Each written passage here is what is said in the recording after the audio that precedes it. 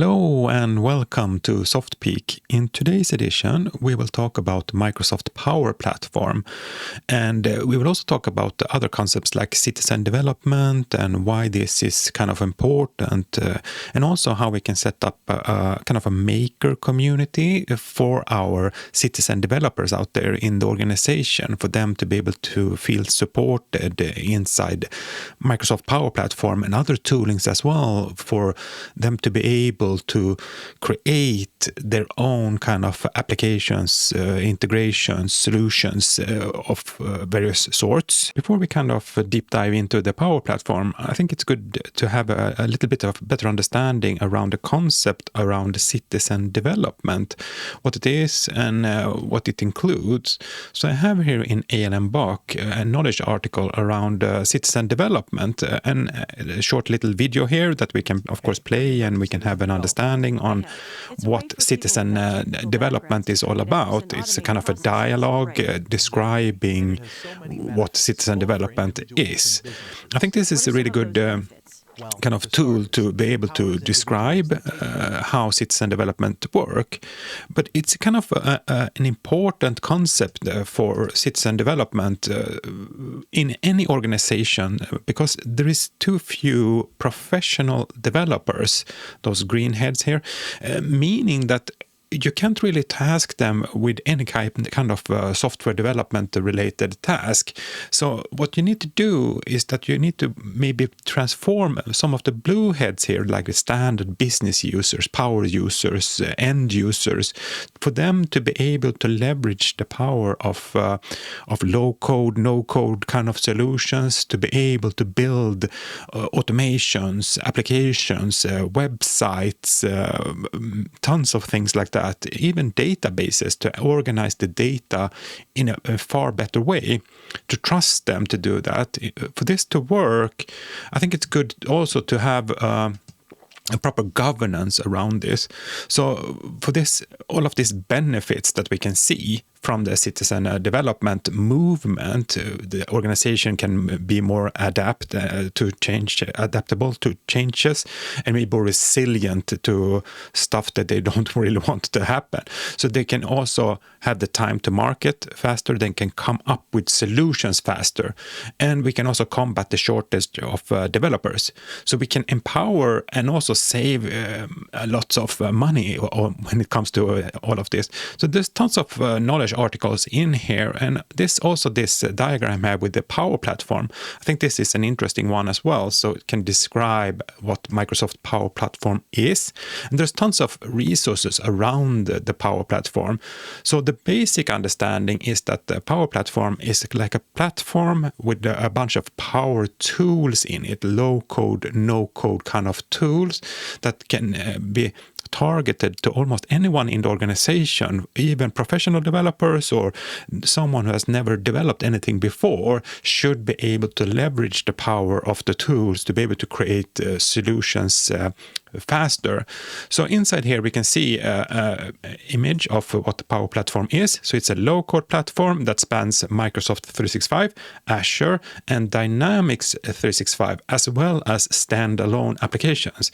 It includes Power BI for business analysis, Power Apps for application development, Power Automate for process automation, and Power Virtual Agents to be able to create intelligent virtual agents, also called chatbots. And there is the latest one, I think, is the Power Pages to create external facing websites. And I think maybe if you put SharePoint on the side here as well, you can create internal, like intranet websites, and you also can include Microsoft Lists as well as a low-code application to be able to create data structures and visualize the data. And there is also tons of different connectors, and there's also AI capabilities in here, so we can leverage AI functionality directly inside the applications. And there's also the concept of having a Dataverse, a large-scale database kind of engine, a low-code engine that we can leverage to create model-driven apps, for example. So starting off here, we can go back to the apps section here, and we can have a look at the various application types we have in here. We can see that a couple of them, let's open up all at once here. We can see that a couple of them is already included in the Power Platform suite, for example, Power Apps, Power Automate, and Power BI, already available to me as a pretty basic licensed user. So I only have the business standard licensing, a pretty basic one. I think it's maybe $12 or something a month. So basically a Netflix account to have all of these kind of services available to me to be way more productive and way more smart about the way I work. So having a look at this Power Apps, let's open it up here. So when I open up the makepowerapps.com, the Power Apps Studio, I can see a couple of things. I can see on the left-hand side, I can see a couple of options to be able to create, learn, or see various apps. I can also see tables, flows, and the concept of solutions, bundling stuff together into solutions. But I also have this icon here when we have the Power Platform. I think this is a good indicator as well, how you should think about this, because this is like for business users to be more productive, citizen developers, for them to be productive. You also have this Power Platform Admin Center that you can click on. So it's opening up admin Power Platform Microsoft.com, and that's only visible if you indeed have an administrative role within your organization. Otherwise, you probably won't be able to access this. So inside here, you can do a bunch of settings, and I think the key kind of understanding is this understanding that we have around environments. So an environment, we have one environment right now. It's the SoftPeak environment. And we can see, if I switch back to the Power Apps, we can see on the top right corner here, we can see environments. I can click on this one and I can see if I have different environments. When I create a new environment, and I can switch back to the admin center and click on the new environment here, we have a couple of options of where we want to have the environment located. So we can have different environments in different data centers or locations around the globe. So we can have a separation of concerns. So maybe we want to have applications in certain locations only available to follow maybe some legal restrictions, or maybe follow some guidance or stuff like that. So you can think about that when you do this kind of design. And I think the governance aspect to the Power Platform is kind of key to the success of this. For example, if I open up Microsoft Teams here, in the bottom here, I can click on the apps section here. You should be able to see built with the Power Platform. At the moment, I don't see any applications that has been custom built by any one of my colleagues because I haven't created any application yet in the Power Platform. But there is probably a good idea to create some kind of makers forum or some kind of community where you can have all of your citizen developers in. But there's also a good idea to have some kind of governance team, like a virtual team with more prominent like governance aspects, because you can't be an expert in all of the domains. So it's always a good idea to have more eyes looking into this, because this is kind of like important for your business and your business growth. If you want to have a succeed within all of those benefits we had within the citizen development scope, I think it's also well worth investing time into making sure that the makers have what they need to succeed.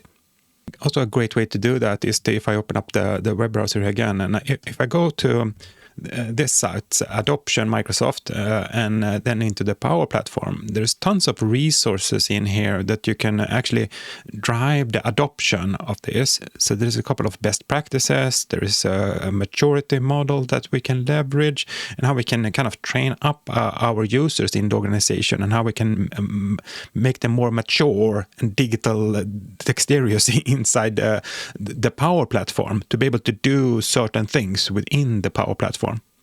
Switching back here to Microsoft Teams. Inside Teams, you can also use the Power Platform directly inside Teams. You don't need to leave Teams. And in fact, there is a dedicated version of the Power Platform inside Teams called Dataverse for Teams. So if I search, for example, for a Power Apps here, maybe, so I can open up a Power Apps here as well. So I can see here, I can click Open, and I can open up an interface of the Power Apps inside Teams, and I can click this wizard and I can empower my team to do more. So inside Teams, it's more focused around how we as a team, as a part, a department maybe, or as a part of a project or something inside your organization, for them to be able to leverage the Power Platform.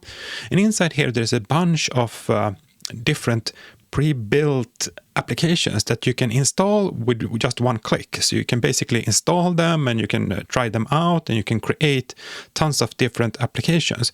So when you think about this, you will have a bunch of users in your organization clicking around, creating and experimenting. And you do want that. You do want the innovation happening, and you do want them to explore and create concepts. But certain applications may not be used, and then you should also have a kind of a retention policy in place.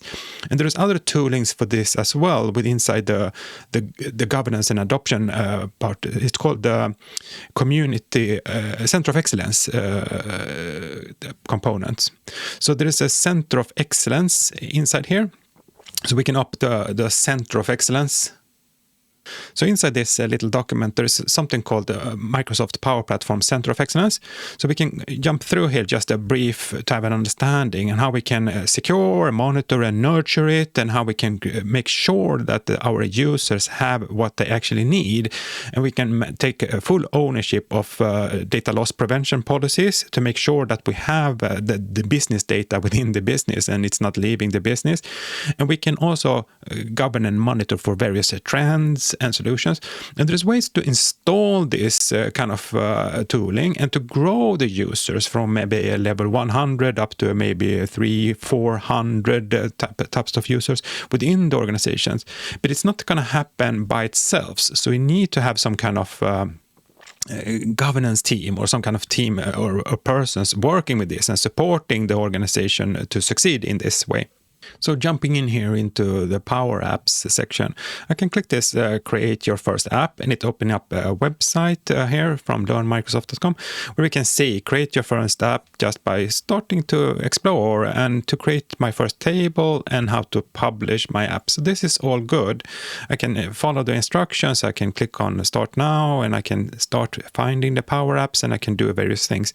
So if I go in here, I have something on the tab called Build up here. So I can see I'm inside the environment. You see a small diamond here, means that this specific teams that I'm inside is using the premium data service.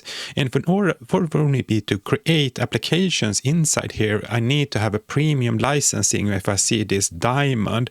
But I can go to the portal and create it in another environment outside Teams, or I can create a new Microsoft Teams team.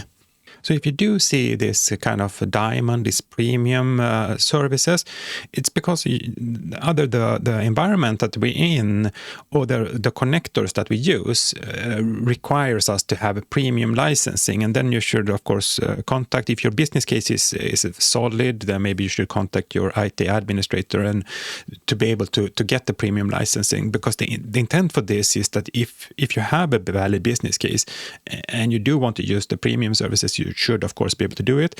Otherwise you can go back to the standard portal like this, to the makers portal, and now we're back where we kind of started. So if I want to create an application now from within the Makers portal, I can hit this Create button here. I can see I can create a bunch of different types of applications out of the box. I can create a blank application, or I can start with the Dataverse and start with the Dataverse table. I can start with a SharePoint list. I can start from an Excel sheet, SQL, or even make my own drawing or a Figma drawing like that. But if I click this blank app, I still have 3 different types of apps inside the Power Apps. I have this blank Canvas apps. I have a blank app based on Dataverse. This is a model-driven application. And I have a third option here, Power Pages with websites. It's from the Power portal. So it's from the portal site. It's a kind of an external facing kind of website, similar to that of, let's say, WordPress. It's a content management system that can have a different appearances, but still it's low code, no code kind of experience around that. The most commonly used, I find, is the blank Canvas apps. So some organization has taken a deep dive into the dynamics side side of the house, meaning that they're using the model-driven apps quite a bit to work tighter with the data. So for this purpose, let's create a Canvas app. So we will call it let's call it first app, just like that. I have the first option to be able to create a phone application or a tablet application. Let's go with the tablet one, this wider format rather than this vertical format. When I do click this button, things are getting ready. So it's starting up by creating a new app for me in this environment where it's created. So the app is actually stored within this environment that I have. And at the moment, I only have one environment. It's called SoftPeak. It's the default environment. And all of the tenants have one default environment. That's the default one where we have most of the citizen developers in there. But for certain organizations, you might want to divide it into various kind of concepts depending on your needs of your organization. So from here, I just skip this one. We have like a blank canvas, and we have a couple of things. We have a navigation menu with tons of buttons on it, and we have some kind of buttons here as well, where we can see we have various things there, and we have some other things on the right-hand side. And in the middle, we have a canvas. Inside this canvas, I can add stuff. For example, I can add a text label like this, and when I add this text label, let's minimize that again, text label here, we can see that we have some properties for this. I can change the text here, so we can say hello, just like that, and it's immediately gonna change, but it also changed up here. So we have this concept of functional kind of, where we can have various functions. So in this, it's similar to Excel in the way that you kind of do your kind of programming, if you like, that you can use this Power FX kind of programming language. So you can also change various properties. When I highlight this property, when I marked it, we can also see I have a couple of options that I can change for each object within Power Apps. So, for example, I can highlight this one and I can change the text here inside this function. I can replace this one. And let's say I want to type in something. I want to type in a really small function here. It's week number today. So today's date. I want to see the week number for that. So now I see it's week 30. Now I have this really nice week 30 here. I can create really, really big kind of space for this. And maybe I want to add a couple of, maybe I want to change the color to this. So maybe I want to have it like reddish, and I want to have the background to be darker like that. And of course, we're on SoftPeak, so we should use orange like that. And here I can also do, I can increase the kind of like the font for this as well. So I can change it into something really larger, more fitting. So let's say maybe 100 or something like that, maybe even bigger than that, 150, let's say. And I can change the font, of course. So maybe I can use this, whatever font I would like to have. And I can, of course, center it. Now I have a really simple application. All it's doing, it's showing me the current week number. That's the only thing I would like to have.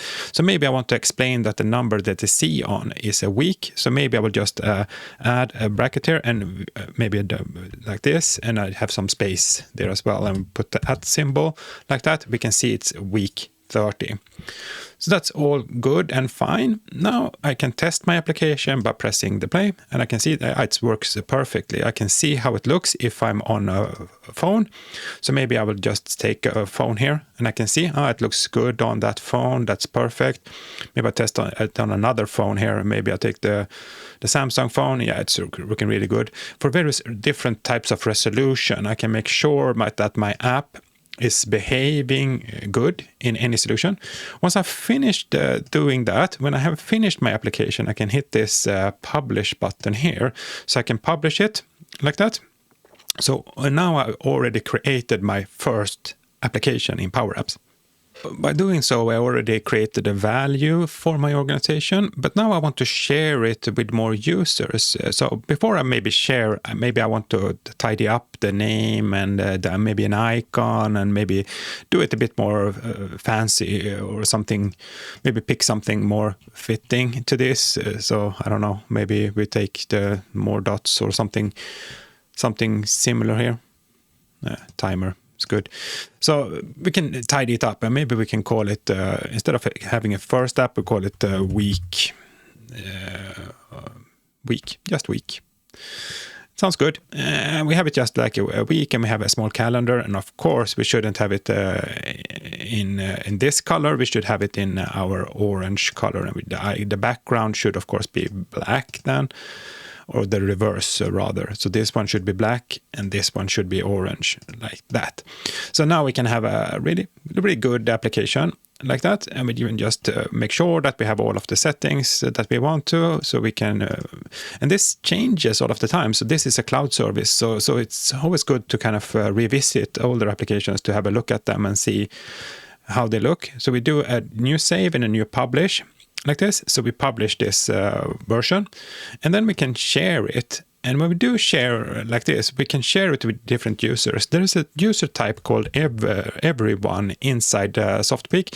It's the same one that can be used with SharePoint as well. So it's targeting everyone with the same email as my organization. So in my case, softpeak.com. So everyone that has that kind of email address will have access to this. And I don't want them to have owner privileges. I just want them to be able to see this application when I share it. I can use this application in many different ways now. So if I go back here to this screen, we can see that we have a path here, a really long kind of web link. We also have a QR code that we can use. So if I go back now to my, let's leave this one and go back directly to my intranet starting page. So maybe I want to add this here. I can select a new web part, and we search for Power Apps. So if we look for Power Apps, we can have it here, and we can add this link I just copied directly in here.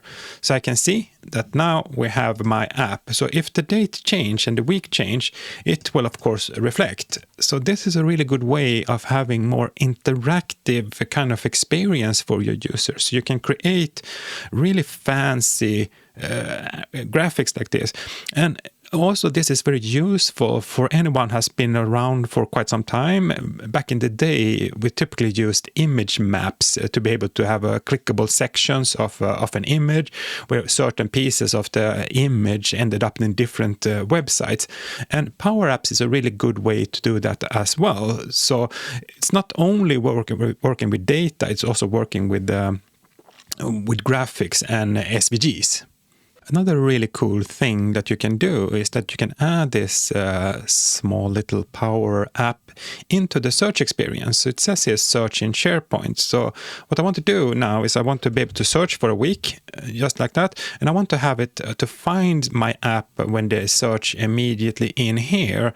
So I can do that by clicking on this, going into the admin center. And I can open up my Center of Excellence, I was about to say, Search and Intelligence Center. So in the Search and Intelligence Center, we'll just close this one, we have something called Answers. In the Answers, we have something called Bookmarks. And there's a bunch of bookmarks already installed there. And you can add, of course, your own kind of bookmarks. And I will do so now. So I will add a bookmark like this, and we call it just week. And we have a specific URL. We just take the URL that we had for the website, and we say the week number, bad spelling, week, we just call it week, keep it simple. What we can do here as well, there's a section below here, we can of course add keywords for this. So let's say I add a keyword of week. And we can have it in multiple different kind of spelling. If someone is really bad at spelling, like me, they can have it like that, and we can add more kind of keywords. That is, what we can do as well. We can add this ID into the Power Apps like this, but we need to figure out what is the actual application ID. So let's go back to this. Let's open up this website again here, and we just see here we have this default, and we have this tenant ID. We don't need that. You only need this last section here inside here. So inside we can't have all of this text. We just have the short ID of this. So we make sure that we have everything that we need in order for us to publish this one. So we can have it in categories, and we can have it in the keywords. I think we need to have one keyword before we actually can save it. So we have a keywords and we have reserved keywords, two different things. And it also using some fuzzy logic here when it wants to search for weak, so it's covering a bunch of other things as well. So we can have this bad spelling again down here. So then now we publish it. And as soon as we publish this one, it will be added to my list here of searchable bookmarks, like best bet bookmarks. So just making sure that everything looks okay. We can now go back in here and see that we now have when I search on the intranet, we now see the current app we just created, and we can open it up in a screen like this, and we can see this what week number it is. And of course this will change depending on the day, so next week will be 31 and so forth. Starting off with the Power Apps for your users, maybe you want to add back in this application, maybe you want to add your branding here as well to make it easier for them to be able to have a custom branding, a custom app, let's say, if they want to be able to create with your sets of colors. There's a couple of things you can do here. You can change the theme, and there is, of course, in the Center of Excellence kit, there is tooling to help you get your colors inside here. But one thing that's I find pretty good to do that can be pretty annoying to try and understand is the way that we can use images inside here. So if, for example, if I want to add an image here, I can add an image like this, and I can of course upload an image. I can add an image to this Power App, but then it becomes pixelated. So what I want to do is I want to work with vectorized images inside here. And there's a way to do this by adding a command called this, replacing the sample image here with a command like this, where I replace this text inside here, the encode URL, with the actual code I want to use. So if I do this, I can add the SVG inside, replace this little section here with my current SVG. So if I open up Visual Studio Code, I can now see that I have an SVG here. Let's remove this first section with XML. We just want to have the SVG to the end SVG section here. And one of the common hurdles you encounter is that you can't copy paste in with these double quotes inside Power Apps, because we want to have it inside Power Apps. So then we need to replace the actual symbol like this. So we can do this by just pressing the search, and we can expand it here, and we can replace it with a single quote instead. And we do that with replace all. Now we changed it all here to an SVG. We can just copy everything in this SVG that we have here, go back into Power Apps, and we can replace this text we have here and copy paste it in the entire SVG inside in here. So we can see now it's a pretty big kind of SVG file that we have here. But the benefit of this is that we now have a vectorized image inside here, meaning that we can scale it and have it perfectly, it looks perfect regardless of the size. So we can select it, and we can have it in whatever size we would like to have. So maybe we would like to have something like this. It sounds good. Now we see that with the different colors of SoftPeak here and the orange or yellow down here, we can go into this code, and we can just copy the actual hex code of this, the exact hex code, and we can go back into here, and we can select here from this color, we can create a custom, and we can add this one in here instead. Now we have a more proper looking according to the style guides of SoftPeak. Keep this a little bit smaller. And now when I save and publish this one, so now it's published, it's going to replace. So we only have one place where we need to do the changes, and we can use this app in many different locations. The true strength of Power Apps really comes when you start to work with data and data structures, and you want to have different interfaces to work with data. So this is just a pretty basic concept on how you can do and how you can work with the structures. So of course you can create many different new types of applications, but you can also create applications directly from within SharePoint.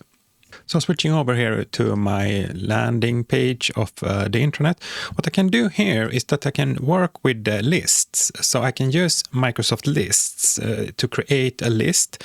And there's tons of different types of lists I can use. I can use pre-configured lists. I can use lists for various purposes. So maybe I want to do, let's say, an employee onboarding list, or if I want to do some kind of asset control, or whatever type of list I would like to create.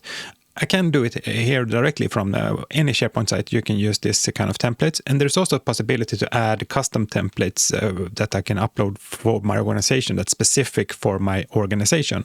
For this scenario, I will just create a blank list, and I want this list to be a party list. So I just want to add users that can participate in a coming party like this. And I can show and hide it in the navigation. For this scenario, I will probably, let's show it just for the demo purposes, but otherwise I would probably have hidden it. When I do create like this, it will create, it will provision a list, a standard SharePoint Microsoft Lists list that we can use for this scenario. And this list doesn't have much right now. It has a column, and I can add additional columns to it. So let's say I want to add a new column here. I want to have a person here as well. I want to call it, let's call it just person, like that. So we just add it. So what I can do now is I can add from this form, I can use this new form to add a title. So let's say I want to have the title party people. I can also add a person here. So let's say I want to add Henrik. It's only me in this tenant, so it will probably not be such a big party. But just for the purpose, I just wanted to highlight this. So to arrange for this the party, we need a couple of tasks. So let's use the title for tasks. So we need to send invites maybe. Invites to my party, and we want to collect the answers, answers, let's say. That's what we want to do. So this is a really simple kind of workflow, and we want to maybe buy food, maybe something like that. We can do a pretty simple task list of things we want to do, and we can assign a person to that. We can of course use the grid function as well, and this is pretty handy when we want to work in a similar way like Excel. I want to assign them all to me, all of the tasks, and that's really good. I can switch back to the other view here. And now I can, if I see this form here, I can see that we have a title and we have a person, and we can hide this attachment as well. I think this is always I don't see the purpose of this attachment thing, so I typically always want to disable it. And you can, of course, control that as well, so you can disable it. But for this purpose, I wanted to keep it really simple. From my party list here, when I click the new, you don't see the attachments now anymore. So that's a good thing. So I can create new things here. One of the cool things, list is cool in itself, but one of the cool things that you can work with list, that you can create the custom forms directly from here. So maybe you don't want to use the built-in SharePoint form. You can use a Power Apps form. So I can open up this one. It will provision a new form. It will bundle it all together. It will pick up the pieces, and it will understand my data, and it will create a form for me to use. So now it's opening up Power Apps Studio here, and we can see that we have the fields I want to have here. We also see that we have a SharePoint integration here, and we have something called a SharePoint form that has various data cards in it.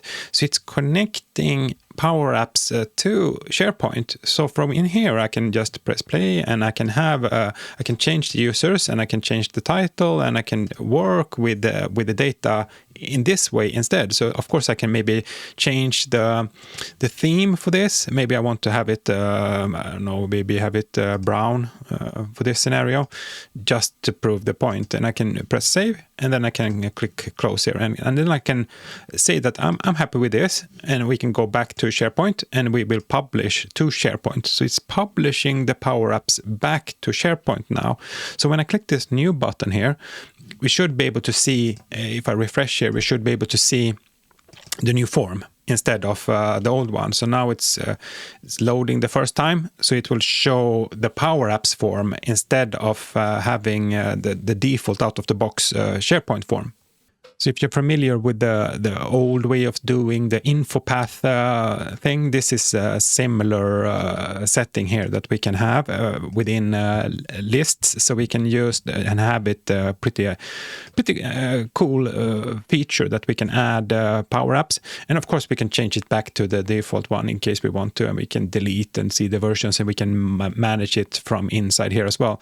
So in the old days, we typically use a tool called InfoPath to be able to create the really fancy forms for anyone to kind of like publish.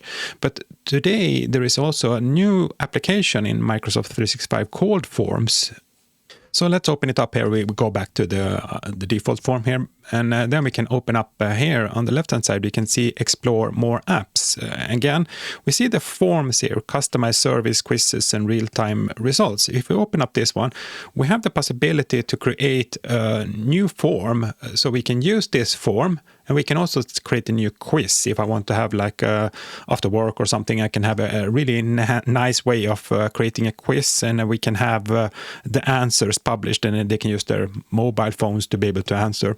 But for this scenario, we're going to create a form that we can send out to anyone that we want to invite to our party coming up here. So let's call it Party 2023, and we can have like a subtitle if you want to come, blah blah blah. And we can use, of course, the AI tools to create really fancy texts as well in case we wanted to. So we want to have it really simple. So we want to have a choice field. Do you want a party like that? And sorry for my bad spelling here. Want to party? Question. And we say yes, and we say of course.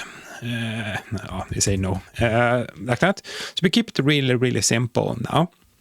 When I have this possibility to collect results immediately from here. So we can preview it. We can see that, do you want to party? Yes and no, and we can submit it. Really simple form. And we can, of course, change the style for this as well. So we can have our organizational colors and theming. But for this scenario, I will just pick something I think looks pretty okay. Let's just take this one. Or we can take something moving like that. So we can take something, and we can even have background music to this. So we can preview this. It looks really nice. We can do you want a party? Yes, no. So it's a good one. I think it's good to be able to check the settings for this as well, because there's a couple of things with the forms that you can send it within your organization, so anyone within my organization. But if I want to send it externally as well, I can send this so anyone can respond. Then the answers become anonymous. If I send it to my organization, I can understand who has responded. There's a couple of settings I can select here as well, so I can be able to send email and notifications so they get an understanding, yes, that I said yes to this. So let's do it like this, and we can have a preview of this, and we can see it looks perfect for my purpose here. So we can then collect the responses. We get a couple of links. So we have this link, anyone can respond. We can also send another link that we can send to other users if we want to collaborate with this. So I can copy this link. I can even see here if I want to have an invitation. I can send an email to Teams and Outlook, and can send an invitation that they should answer this form. I can even have a QR code that they can have, and I can even embed the code. So if I go back to the link here, I'll just copy this link. So we have this option of having a shorter link, so we don't need to type in so much as well. Of course, if I have anonymous here, I would like to have another field as well to say who am I. So I can have a name just like that, maybe. And we can have other stuff as well. So we can have like other sections, but just name is good for now. So maybe we want to have another one, maybe saying email email or something, so we can just contact them. So we say that email is required for them to be able to submit the form, or we don't, or we can have a long answer if they want to type in a full novel inside here as well. We can do that as well. So let's give it a try again. We have name and email. That's perfect. So that's the fields we want to have for our users. And if they hit this web link from the mobile, it will look pretty nice as well. And we can even have it multilingual, so we can have it in different languages and so forth. So the forms is really, really powerful. If I now go back to my intranet page here, to my intranet starting page, maybe I want to create a new site, maybe a new page, maybe. Let's call it a new page, and we call it, just let's go. Let's go. And we create a page, and we call it party invite, like this. And we can, of course, when we do this, we create a new page on our internet page. We have tons of options. So we will end this tour for now. We can do lots of different things. So we can have a pretty plain looking, or we can have a really fancy looking, maybe color block like this. So we can do tons of different things. But let's keep it plain for now. And we can remove my name, and we can add a web part to here that actually called forms. So we can use Microsoft Forms, and we can inside here add an existing form. So we can just copy paste this form, and we have the option of collecting responses or showing responses. So we can have this form inside a page like this inside SharePoint. So we can have the possibility to see this, and we can add this to the navigation. So we have a party invite here. So now we can see here that we have from our internet starting page, we can see this party invite. We can see the form immediately inside SharePoint.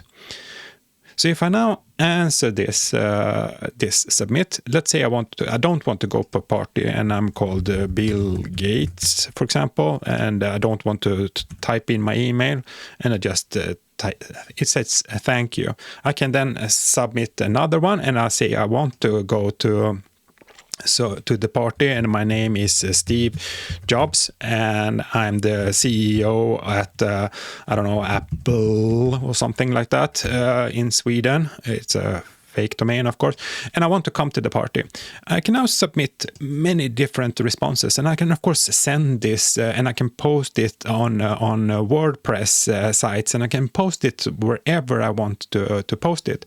If I now go back to my Forms application, I can now see that I have my two responses. If I click on the responses here, I can see that I have two responses. One saying yes, they want to go, and another one saying no, they don't want to go.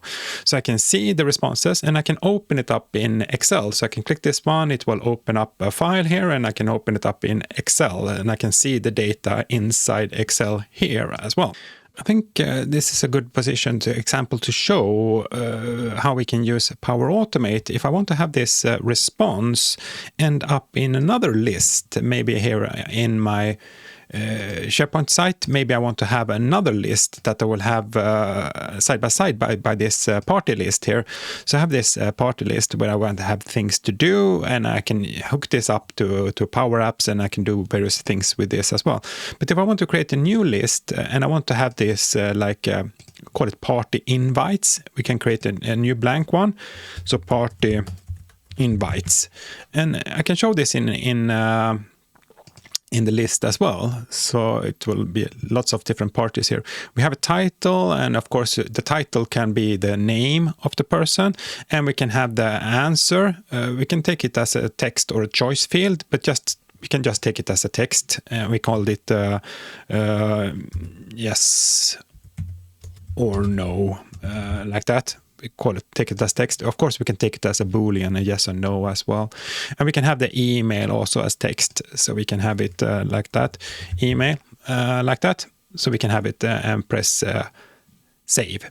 So now we have a list, and we want to use Power Automate for this. So we want to integrate this using Power Automate. So we have Power Apps to create various applications and to be able to customize the forms and to do work with the data. We also have the Power Apps possibility to be able to integrate this. So what we want to do now is that we want to, every time that someone posts something on my form here, we wanted to populate a new row here inside my list inside SharePoint. There's, of course, many ways to do this, but I think a good way is to actually not do it from here, but directly go to Power Automate. So it's a part of my application portfolio here inside Microsoft 365. So if I open up the Power Automate desktop, I have the possibilities. This looks more or less the same as Power Apps. It's a kind of a studio, Maker Studio. We have the environments and we have the default options here. We even have solutions where we have this. But we have a couple of different options here. We have something called approvals and we have my flows, and we have the possibility to create new flows, and we can use various templates and also the concept of connectors. So I can hook up a flow to various different types of data sources, endpoints that we can use the data. So when I click on the create, we can see that we have a couple of different options here where we have different types of applications that I can create.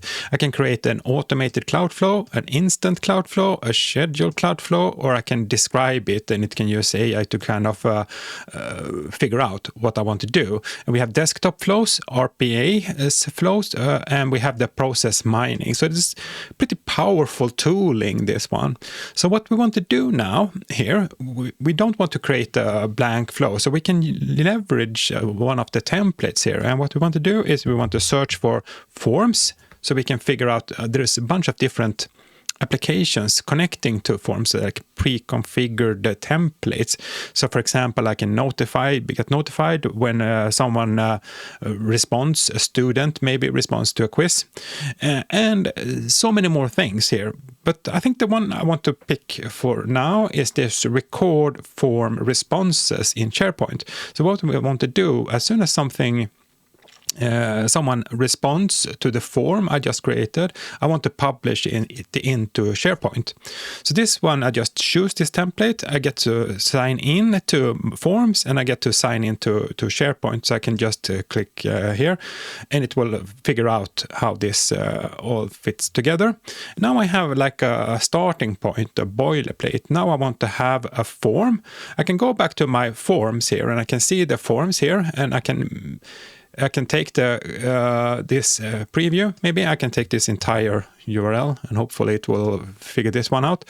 So I will just pick a form like this, and I will just select it. It figured it out automatically here. So it figured it out. So I have this party 23. Sometimes this type of application is smarter than you probably think they are. So Microsoft has done a really good job by creating some really smart lookup features here. So it's figuring out the form's ID for me. I also have to go to forms and figure out the ID and paste it in here.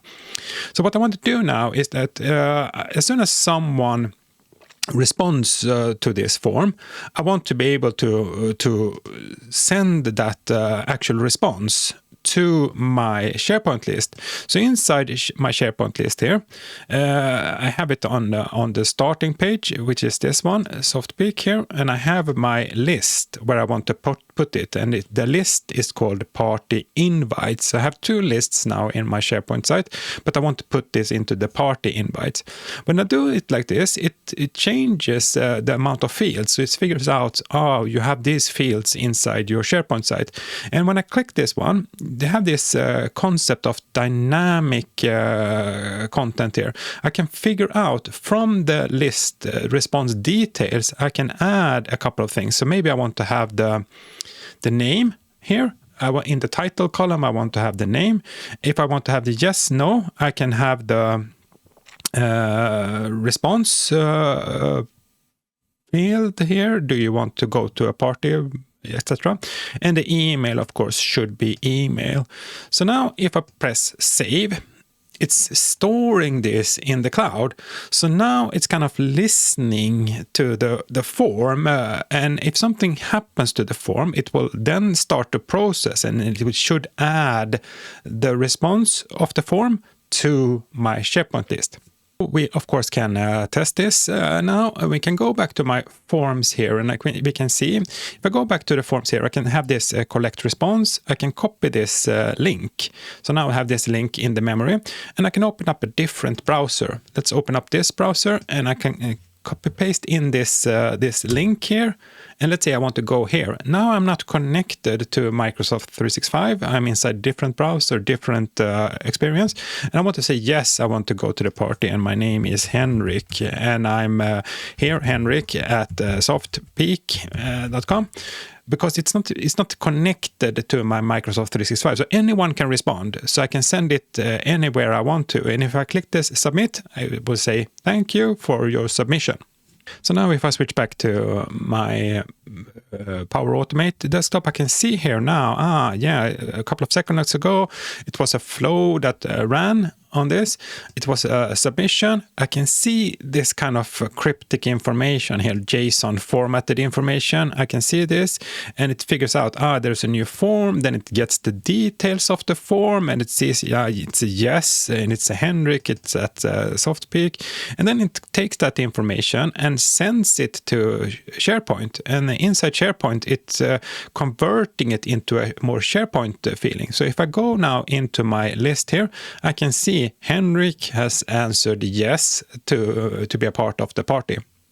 So the combination of both Power Automate like this and Power Apps gives the users, anyone within the organization, tons of possibilities to automate stuff, create applications, solutions, whatever kind of idea they most likely have, they have the possibilities to create it. But we also need to be mindful that it's enterprise grade kind of software. We need to be mindful that we don't send our data all over the place. And there is a bunch of possibilities to control this. So inside this Power Platform admin center, we can set up like boundaries and controls and checks to this. So inside here we can set up limitations, and we can even allow for certain users to be in certain kind of environments so they can control it. And we can also have like data loss prevention policies that we can have. For example, we can have some policy that restricts users from using certain types of connectors. So inside Power Automate, there is a bunch of hundreds of different connectors. So you can basically connect your automations, your flows into endless possibilities, basically. But a couple of them has this premium, this kind of diamond structure to it, meaning that standard licensed users that just have a basic license to Power Automate or Power Apps, they can't really use the premium licensing without having a dedicated per user or per app license for this scenario. So this is where your governance team for the Power Platform comes in to be able to control this and making sure that the business value is worth the business cost for this, for running the premium licenses, and also that we have a controlled environment, a thriving environment for our users. To create a really good kind of community for our users, we can look at other toolings within Microsoft 365, especially something called Viva Engage, which was previously called Jammer. So Jammer has been rebranded now, and this is called Viva Engage. Inside here, I can create communities. So we can create communities that we can have for our makers. So if I go ahead and create a maker community here, just call it Makers, or something like that, makers maybe. So let's say Power Platform, cool stuff, something like that. And anyone can join this community. So it's open for anyone to just check in and to ask stuff. So this is a good way of having anyone within your organization to go into Viva Engage and to share their thoughts or ideas or their kind of, I learned this is a really cool thing and this application is really, really good. And also for your more professional developers in your organization, more seasoned kind of power users out there, they can also help answer the questions here. And it's all a part of this kind of bigger idea of engaging users in a more effective and more modern way. I think using tools like Viva Engage here to be able to ask questions, how do I connect Power Automate to forms, for example. If I ask this kind of question, anyone within the organization can go in and maybe answers, and we can upvote answers, and we can have a dialogue around this. So it's a really, really good tool. And of course, there's other good places as well where you can have this like community engagement. So inside here in Adoption Microsoft, there is a bunch of communities and like open user groups that you can participate in and learn tons of things around it. And also the Microsoft patterns and practices also have a bunch of examples, tooling that we can have a look at and we can explore. For example, if I'm interested in Power Apps, I can explore other solutions out there and I can get a really good understanding on the possibilities of what I can do with the Power Platform. So it's a really powerful platform out there. I would probably argue and saying that it is the most sophisticated and maybe even most used low code, no code within the enterprise citizen development kind of tooling out there today. There is, of course, tons of other supporting resources out there. So I just covered the most basic ones here, and there's many, many more different kind of places where you can go and learn about the Power Platform. But for now, we're going to conclude here and say that SoftPeak is a series of YouTube videos, recordings, where we cover concepts like digital literacy, artificial intelligence, and citizen development. And today we covered the Power Platform, the low-code platform within Microsoft 365. And SoftPeak is all about how we can work smarter to have more time to do certain things. So if you do like this kind of video concept, then you can hit that like button and maybe subscribe to my channel here. You can also hit this newsletter on top of SoftPeak and subscribe to a coming newsletter. So with that, thank you again for watching, and until next time, have a good one.